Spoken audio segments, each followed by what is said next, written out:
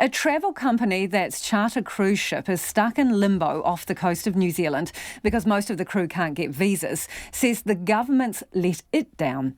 The boat Laperouse was granted an exemption to come here for cruise season, but the government says the owners were told the crew all needed to get individual visas to cross our closed borders. Immigration New Zealand says the ship set sail from Jakarta just 2 days after filing applications for 90 foreign crew, but we're told twice during the journey that 61 of the crew did not meet the criteria for critical workers and had been denied visas. Wild Earth Travel is chartering the ship for cruises to the sub-Antarctic. The company believes when the ship was approved for an entry visa, there was an undertaking given to allow all the crew in too. Speaking to Aaron Russ via satellite phone from Dusky Sound, I asked him how he's going to break the deadlock.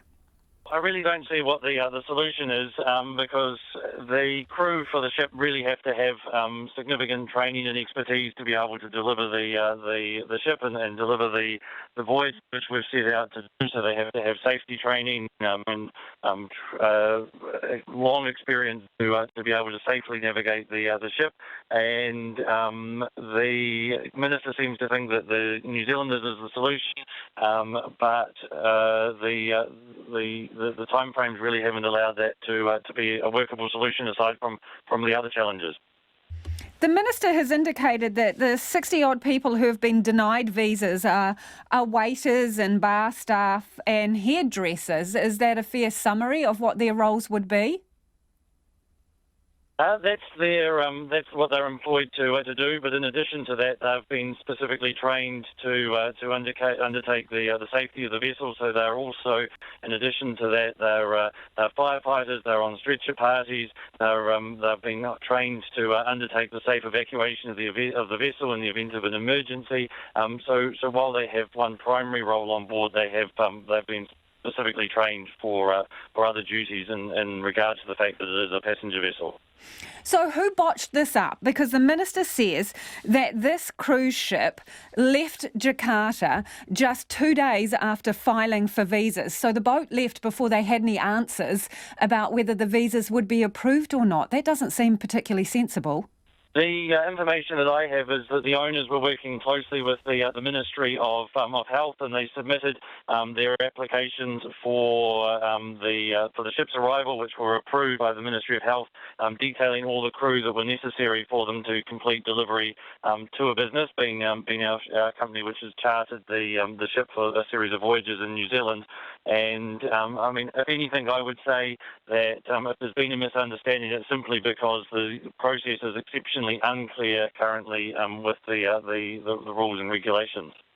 The minister says the boat was approved to come, but the crew were not, and they each had to have individual visas, and the minister maintains that this was made very clear and that the boat was notified on 2 occasions while it was en route that these people would not be given visas.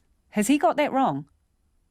I can't comment to that as I'm the charterer in New Zealand. I was first informed by the owners of the vessel 2 days ago that the immigration department was intending to deny visas for the 61 hotel crew. Prior to that, I was not aware of any correspondence.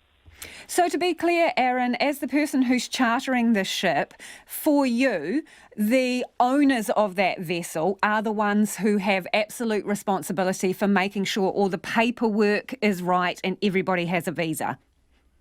Yes, that's correct. And despite I've been involved with the application process through the Ministry of Health, but the government departments have also been very clear that they will only communicate with the owners of the vessel. So I've as a charterer am as a third party to that relationship. Right, so you're stuck in the middle here. I mean, how many people are booked to go on this cruise ship through you, and what does this mean? So, but through our company, we have in excess of 300 people due to travel on the ship over the coming couple of months. So the ship's due to be in New Zealand. There's approximately 700 New Zealanders over the course of their time in New Zealand that are booked to voyage aboard the Laperouse while it's in New Zealand. The minister says it was unwise to take bookings for this ship when the paperwork wasn't sorted out. So the information was that we took the bookings that we've taken were after the Ministry of Health clearance, which was given, and the communication which the minister's referring to is information which I'm not privy to if it has occurred. So when you say after the Ministry of Health approval, are you talking about the approval, the economic approval for the ship to come in, to have work done on it, and then for it to be handed over to you for the charters? Yes, that's correct. So from late December or just prior to Christmas onward is when those clients that we have travelling have confirmed their arrangements to travel on the understanding that the ship had been granted approval to undertake the to a New Zealand voyage, which the application was for. Aaron, did you check if the crew had all their visas signed off?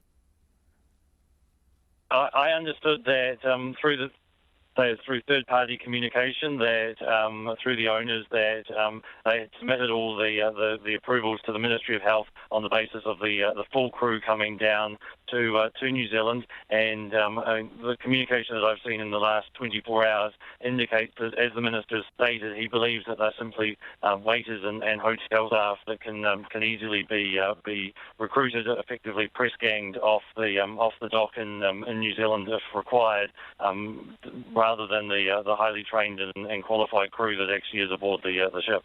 Who were you dealing directly with in terms of the ship and their owners? The owners. I deal with the owners' representatives, and they are based in both Australia and in Europe. Have they let you down here? No, I don't believe they've let me down in the slightest. I personally believe that the New Zealand government has let us down when we've taken all the steps to deliver some unique experiences for New Zealanders to set out and explore New Zealand over the coming months. Aaron, how do you think the New Zealand government has let you down? I believe that the New Zealand government has let us down by not enabling the ship to come in, despite the fact that it's coming with a highly experienced and qualified crew. This is New Zealand companies that are working to their utmost during challenging times of COVID to continue to deliver unique experiences for New Zealanders. They are innovating, and the government simply is adopting an approach which is preventing that innovation from occurring over an interpretation of the roles which the hotel crew aboard the ship fulfill. They would say they're keeping us safe. The ship's crew that they've issued visas for, the officers and engineers are aboard the exact same ship as the hotel crew. They've all been through 27 days of quarantine. If the ship didn't have the hotel crew aboard, it would be permitted to enter New Zealand tomorrow. But because it has the hotel crew aboard, it's now no longer safe. It just doesn't make sense from a health perspective. This is an ideological approach to the border. What happens to all the customers booked on your cruises? Well, we'll have to start having a conversation with them about what the options are and whether they want to look to travel again in the future, or whether they want to be refunded. The money is available to be refunded, but as you can imagine, the disappointment will be immense, and the loss of jobs throughout New Zealand as a result of these voyages not occurring, I suspect will be greater than the possible jobs that would have been garnered by creating these hotel jobs on board the ship. What's your financial hit out of this? Over $1.5 million. Ouch. That's got to really hurt, Aaron. Yes, it does.